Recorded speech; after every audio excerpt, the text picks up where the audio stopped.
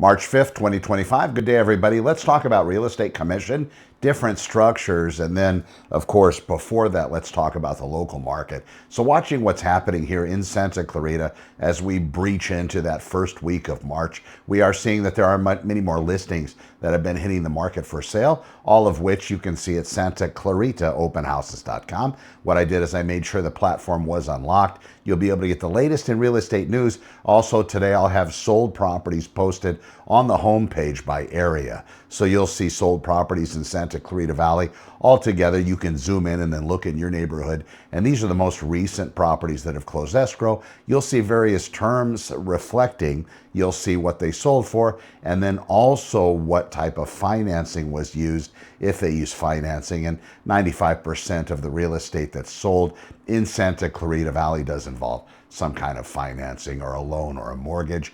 The rest of the 5%, 3 to 5%, is going to depend depending on what time of year. But usually those are typically investors, and they're going to be making, of course, that's a cash type purchase.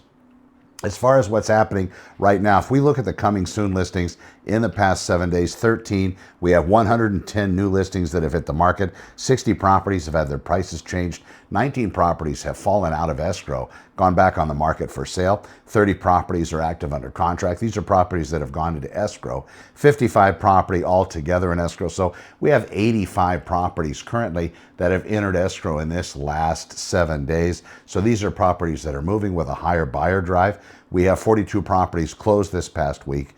9 properties expired, 6 canceled, 8 have been put on hold, 2 have been withdrawn from the market. With this kind of movement, this is definitely indicative of a new year. Spring and summer usually are the fastest times for real estate. We see a heightened buyer drive as well. What we're also seeing in Santa Clarita, depending on your ability to finance and FICO score, debt to income ratio, we are noticing that these loans, the interest rates are actually creeping down.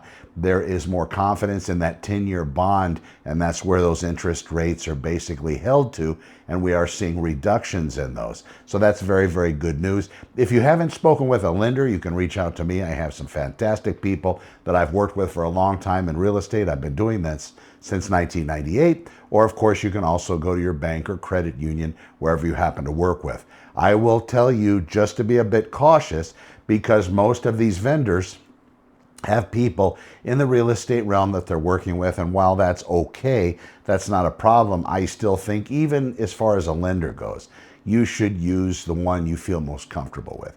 When it comes down to price, even real estate commissions, and I'll get into that in just a moment, it's really lowest common denominator in regard to that. The days of these super heightened commissions are really a thing of the past. If you're paying a lot of money in commission, you might want to rethink the strategy. Again, not doing any disservice to anyone, but you have choices. This entire thing, the lid was blown off of the real estate sector with regard to commissions last year for the lawsuit in Missouri, and that changed the whole thing. In fact, now you'll know that's changed, because if you're going out to purchase real estate, you'll have to sign a contract. And that contract dictates that it's not necessarily the seller who's going to be paying that agent that represents you. Then the other question comes in, well, shouldn't I just use the seller's agent? And then I throw back to that, if you're going into a car dealership, wouldn't it be nice to have somebody on your side that knows the inner workings of the dealership, so you don't have to sit there for 6 hours and sweat and drink 15 cups of coffee in order to try to get through this negotiation process, because the salesman keeps going back and forth to the manager trying to get some kind of an approval, just like in every movie ever made about car dealers. When you get into a real estate realm and you want to purchase real estate, it's really good to have somebody on your own side as well that will be able to do the same things. Now, don't forget, the car salesman works for the car dealer. The agent representing the seller works for the seller. So consider these things before going out and signing on the line, which is dotted with the actual agent representing the seller. Some agents have no issue working in the dual agency realm. I shouldn't say no issue. They don't care. They believe that they can also provide the best service for a real estate buyer that happens to be also that same agent working for the real estate seller. I say, think about it this way. Whenever you have that singular agent that already has a contract with the seller, They have been representing them. They talked to them about original commission levels. They took it from there, and then they got their property on the market. They talked to them about price and all these other things. If you go to them to represent you in the purchase of that same house, and let's say you're going through this process, your investigative process, you find issues, let's say, with a neighbor's roots from a tree that have grown under a fence into your property that you're going to be purchasing, that looks like they're going to be causing damage to your fence line or your maybe sewer, maybe the clean out, maybe the piping, maybe your residence as well. And you want to take action before and talk to your agent and say, listen, I really want to buy the seller's house, but these roots are going to be a problem. Or these trees that are canopying over into my yard are going to be a problem. What if something happens? These trees are super old. What if one of the limbs breaks and breaks my house? Again, these are issues to bring up. Let's say you have a slope in the backyard, and that slope continues up into a neighbor's yard, and they're responsible, let's say, for 50% of the hillside, but they haven't done anything. You see a lot of overgrowth of brush and these other things. There could be a fire issue there. So you take that to your agent, who also represents the seller, and say, listen, this is what I want done. This is the kind of request. And let's say your agent does it, because that's what they're supposed to do. They're going to talk to you. They're going to counsel you. But ultimately, you as a real estate buyer, it's your decision. So they decide they do what you want. They put it together. They take it to the seller. The seller's going to look at him. Hey, Jack, I thought I hired you to represent me. What's this nonsense? You're bringing me something. So the conversation starts to get a little difficult at times.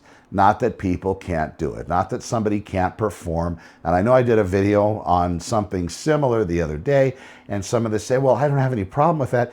Great, good for you. As far as I'm concerned, just like Dad taught me, it's really nice to have your own advocate, your own person on your side 100%. That way there's no question.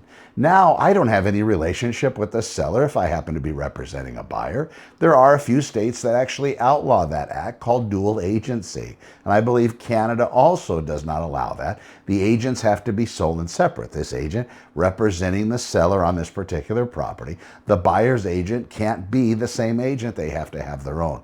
California happens to make it legal out here, and that's great. But it might be something to consider before jumping all in. I know that I talk to folks about this when I'm hosting open houses for my sellers.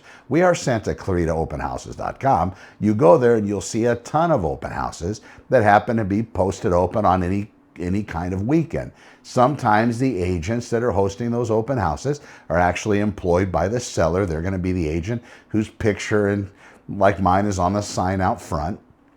Or they're going to be an agent that said, you know what, I'm not doing great in business. I want to try to get some leads. So they'll call me up and say, hey, Connor, would you mind if I held a house open for you this particular weekend? And of course, depending on the seller's needs and depending on what I believe and think of the agent and these sorts of things, because it all plays a part. I'm not going to have somebody try to soil my seller's listing by having a bad reputation. But ultimately, sure, go ahead, absolutely. There's some rules. Make sure that, you don't do anything wrong, ethically, morally, whatever it may be. And usually it works out great, but you don't know who you're dealing with. So the thing that I would say is, when you have your own agent, even if you're going to go out and visit open houses, that's fine. But if you have your own agent, at least when it comes to time to writing an offer, when it comes to time after that offer is accepted and you need to negotiate for repairs, for credits, for whatever it may be with the seller, then it's those agents basically working with each other or against each other to try to get their client what they really want. Ultimately, if there's something that's discovered that's wrong with the property, the seller's going to want to attend to it anyway, even if they end up not selling the house, because most of those issues are pretty big ticket items, especially the ones that are going to be talked about on a request for repairs, usually not paint or usually not some cosmetic issues. These are health and safety things that are typically addressed. Now, if the agent is working for you, that's also working with the seller, and they take it back, the seller might say, well, that's not a big deal. Well, and I bought the house that way. That's a big one.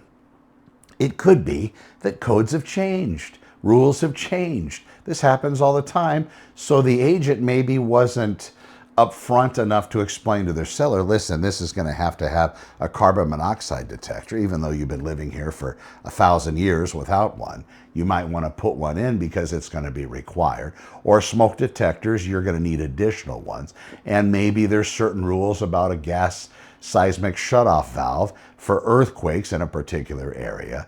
Maybe there has to be some kind of water test done also. If the property has a sewage, like a septic type system, those have to be certified as well. And termite, looking for termites and wood destroying pests and organisms. Again, that's part of this process. So there are a lot of investigations that need to be done. And as a real estate buyer, you need to know that your interests are completely vested and going to be upheld by your professional. Now, I promised that I was going to talk about commission. There's a lot of different commission structures out there.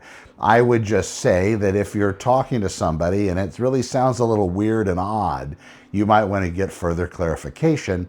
And what I always tell to my clients, because there's hourly commission rates, there's bulk, the typical traditional percentage-based commission rates. There's flat fee commission rates. There's all sorts of different ones. Now, whether they're allowed by the Board of Realtors or not, these are different stories. These are things that you might want to follow up with the agent that's pitching this kind of a modified commission structure that you've never really heard of.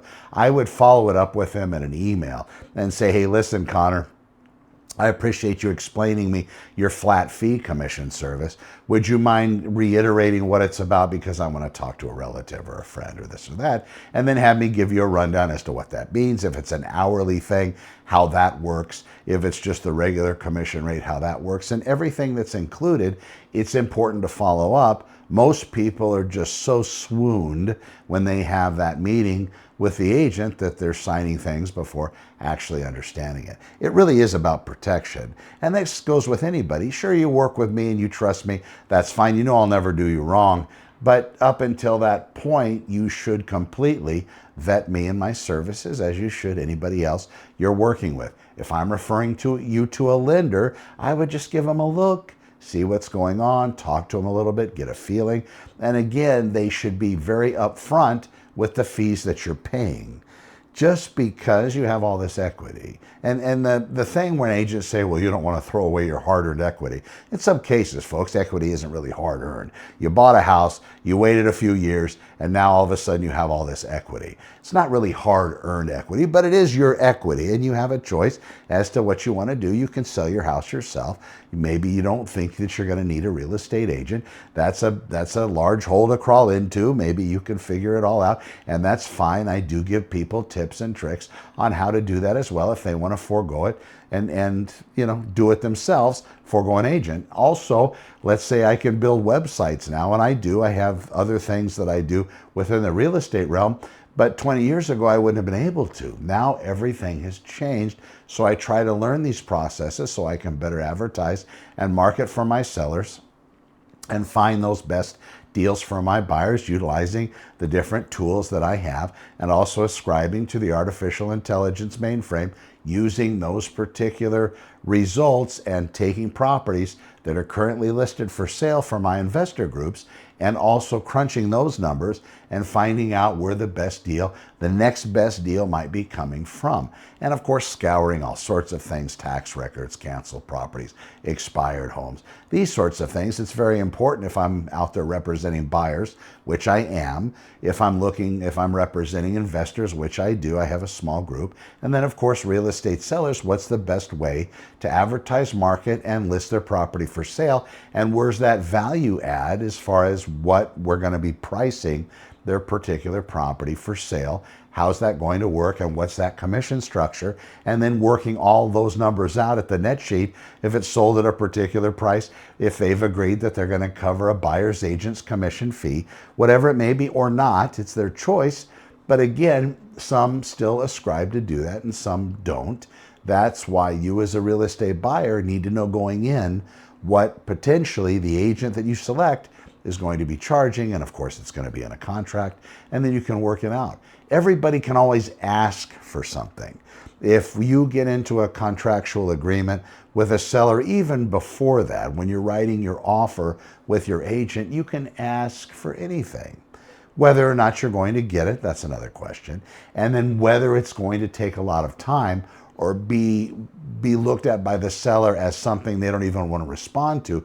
These are other things that need careful consideration, especially in a market that's moving pretty quick, briskly. You don't want to take up too much time asking for odd things or things that aren't typical in a market. That's why that local expert's going to help. Now, having said that, doesn't mean you can't do what you want. You are the boss. At the end of the day, you should be able to tell your realtor professional, hey, listen, this is what I want to do. I really want that chandelier, and I want a dozen kazoos if I'm going to get into escrow on this property, and they can make that part of the offer. They want the chandelier, and they want a dozen kazoos. You know, those sorts of the kazoos. You know, maybe that's part of your process. Maybe that's what you need. And, you know, far be it from me to tell you no. I would just say the market's a little hot. Those kazoos, I mean, what is that going to look like? 12, 15 bucks to get a dozen of those? I don't know what kind of quality you're looking for, but we can kind of work that out if you really need to. But if you really want the seller to do it, if that's part of your process, then we'll put it into the offer. Just understand that that could be a time delay, or it could make the seller question. And during the time that they're processing this dozen kazoo option, then other offers come in. They might not want kazoos. They might just want donuts or maybe pencils or nothing else. Maybe they just want to write a standard run-of-the-mill garden variety offer, making the seller say, well, kazoos, donuts, pencils, I'll probably just go with this one instead of responding to everybody. There's ways to do things, folks. Check out the blog, SantaClaritaOpenHouses.com. Again, sold properties for the sellers out there that are looking to see where the closings are occurring. Also, just real quick, your neighbors, if you want to know what their house sold for, it's really best, you can ask them. But usually, especially if they sold it less than they had intended, less that they were talking about at the beginning, you want to verify that. So I have those sold properties. They'll be posted up at the homepage at SantaClaritaOpenHouses.com. Have a fantastic rest of your week. I will be doing a video later on, let's see, we are at Wednesday, so today's going to be Saugus. The Saugus inventory, I'll pull that and show you that specifically and what's happening. I'm Connor with Honor. We will see you in the next one. Over and out.